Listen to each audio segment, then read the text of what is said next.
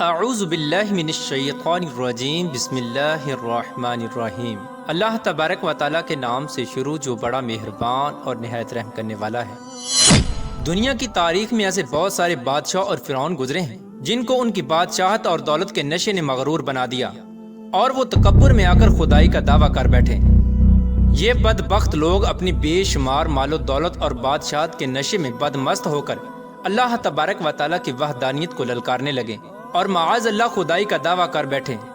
اس کے باوجود بھی اللہ تبارک و تعالیٰ نے ان کی طرف بے شمار انبیاء کرام کو مبعوث فرمایا اور ان کو ہدایت کی طرف بلایا، لیکن یہ بدبخت لوگ اپنی سرکشی اور انا پر اڑے رہے اور اللہ تبارک و تعالیٰ کی وحدانیت کا انکار کرتے رہے۔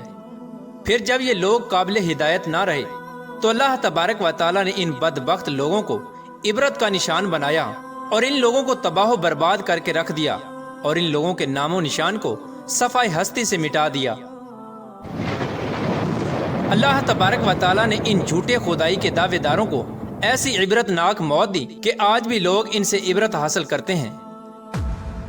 پیارا دوستو، خدائی کا دعویٰ کرنے والے بدبختوں میں سے ایک بدبخت شداد بھی تھا جس نے اللہ تبارک و تعالیٰ کی وحدانیت کو للکارا اور سرکش اور نافرمان ہو گیا۔ پیارا دوستو، شداد کون تھا اور کس طرح اس نے اللہ تبارک و تعالیٰ کی نافرمانی کی اور خدائی کا دعویٰ کیا، اور کس طرح اس نے دنیا میں اپنی جنت تیار کی اور اس کی بنائی جانے والی جنت کتنے سالوں میں تیار ہوئی، اور پھر اللہ تبارک و تعالیٰ نے اس بدبخت کو کس طرح دنیا کے لیے عبرت کا نشان بنایا اور اس بدبخت کا انجام کیا ہوا، اور پھر کس طرح ملک الموت علیہ السلام نے دردناک طریقے سے اس کی روح قبض کی۔ پیارے دوستو، ان تمام تر سوالات کے جوابات قرآن و حدیث کی روشنی میں آج کی اس ویڈیو میں ہم آپ کو بتائیں گے، لہٰذا آپ سے گزارش ہے کہ ہماری اس ویڈیو کو اینڈ تک ضرور دیکھیے گا۔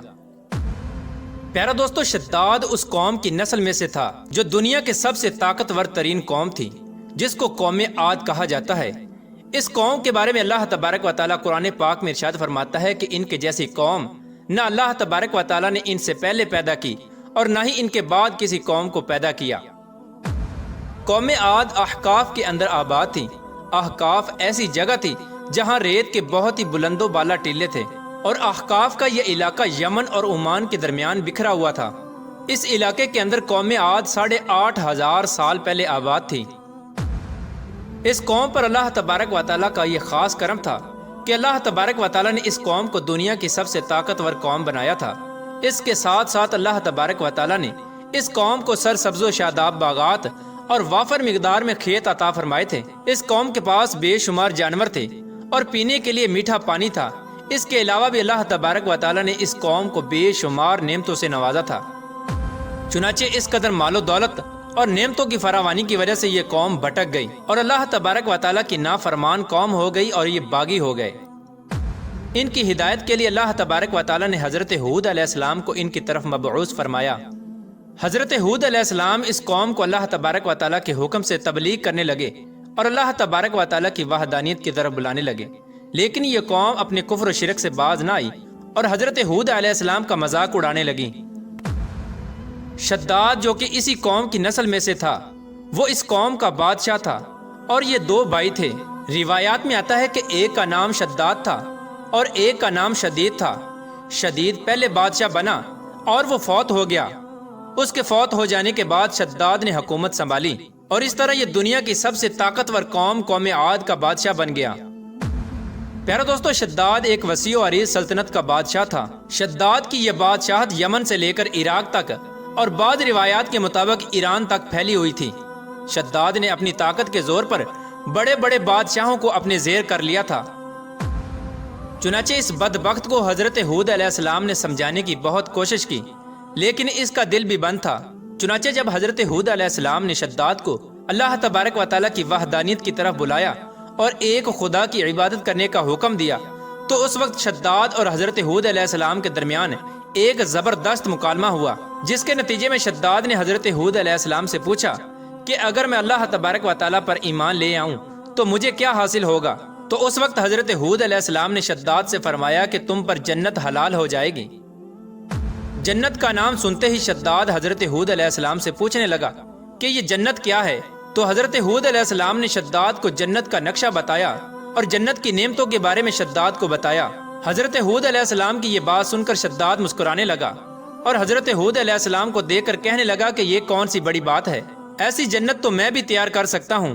حضرت ہود علیہ السلام نے شداد کو اس کے اس کفر و شرک سے روکنے کی بہت کوشش کی، لیکن یہ بدبخت باز نہ آیا۔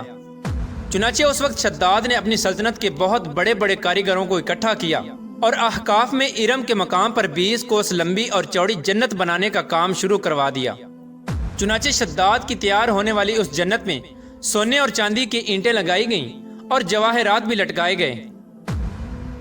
اس بدبخت شداد نے اپنی اس بنائی جانے والی جنت میں شہد، دودھ اور پانی کی نہریں بھی رواں کر دیں اور دنیا جہان کے خوبصورت درخت، پودے اور پھول بھی لگوا دیے اور اس جنت کو طرح طرح کے جواہرات سے مزین کر دیا۔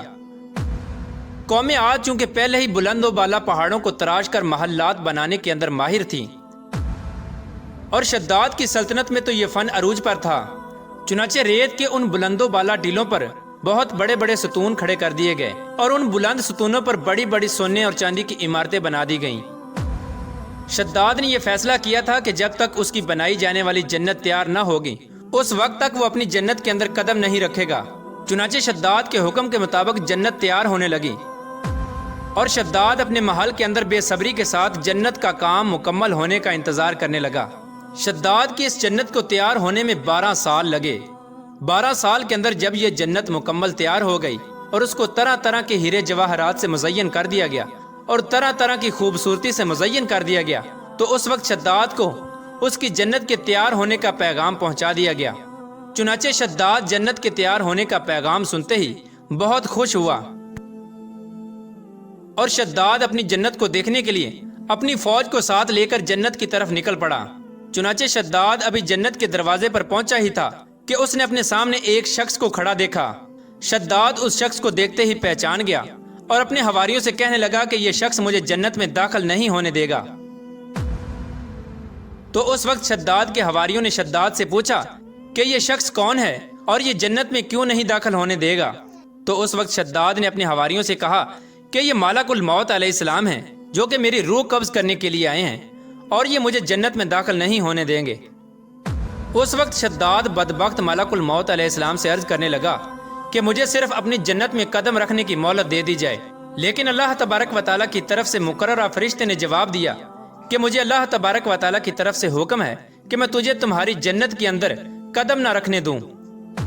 شداد ملک الموت علیہ السلام کے سامنے بہت رویا اور گر گڑایا، لیکن ملک الموت علیہ السلام نے اللہ تبارک و تعالیٰ کے حکم کی تکمیل کرتے ہوئے شداد کی روح قبض کر لی۔ چنانچہ شداد کی موت کے بعد حضرت جبرائیل علیہ السلام نے ایک زوردار چیخ ماری اور شداد کی بنائی ہوئی ساری جنت زمین کے اندر دھنس گئی اور غائب ہو گئی۔ شداد کی اس عبرتناک موت کے بعد حضرت ہود علیہ السلام نے قوم عاد کو 12 مرتبہ سمجھایا، لیکن قوم عاد باز نہ آئی۔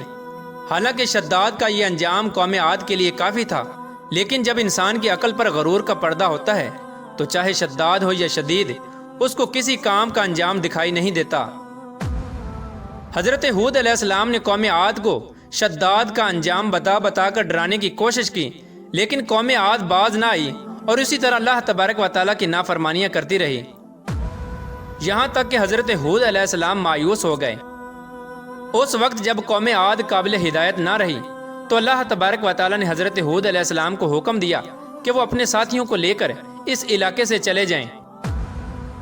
اللہ تبارک و تعالیٰ کے یہ حکم پاتے ہی حضرت ہود علیہ السلام نے اس وقت آخری مرتبہ اپنی قوم کو سمجھانے کی کوشش کی، لیکن وہ لوگ پھر بھی باز نہ آئے، تو حضرت ہود علیہ السلام اپنے ساتھیوں کو لے کر اس علاقے سے روانہ ہو گئے۔ چنانچہ ان کے جانے کے بعد اللہ تبارک و تعالیٰ نے قوم عاد پر خوفناک آندیاں مسلط کر دیں۔ اللہ تبارک و تعالیٰ کی طرف سے آنے والی وہ خوفناک آندیاں اور طوفان 7 راتیں اور 8 دن تک چلتی رہیں، یہاں تک کہ وہ پوری قوم اپنے بلند ستونوں اور سونے اور چاندی کی عمارتوں سمیت زمین کے اندر دنسا دیے گئے اور غرق کر دیے گئے۔ اور اللہ تبارک و تعالیٰ نے اس قوم پر اس قدر دردناک عذاب نازل فرمایا کہ اس قوم کا نام و نشان تک نہ رہا۔ جس وادی کے اندر بڑے بڑے بلند و بالا محلات تھے، وہ تمام کی تمام وادی ایک ریت کے صحرا کے اندر تبدیل ہو گئی۔ قوم عاد کے اس علاقے کو اللہ تبارک و تعالیٰ نے اس طرح زمین کے اندر غرق کر دیا کہ وہاں پر صرف اور صرف ریت کے ٹیلے باقی بچے اور کسی بھی چیز کا نام و نشان نہ بچا۔ پیارو دوستو، اس طرح اللہ تبارک و تعالیٰ نے شداد اور اس کی قوم کا عبرت ناک انجام کیا اور ان لوگوں کو صفحہ ہستی سے مٹا دیا۔ اللہ تبارک و تعالیٰ سے دعا ہے کہ اللہ تبارک و تعالیٰ ہمیشہ اپنے حضور عاجزی اور انکساری کے ساتھ زندگی گزارنے کی توفیق عطا فرمائے اور حضور صلی اللہ تعالیٰ علیہ وآلہ وسلم کے بتائے ہوئے راستے پر چلنے کی توفیق عطا فرمائے۔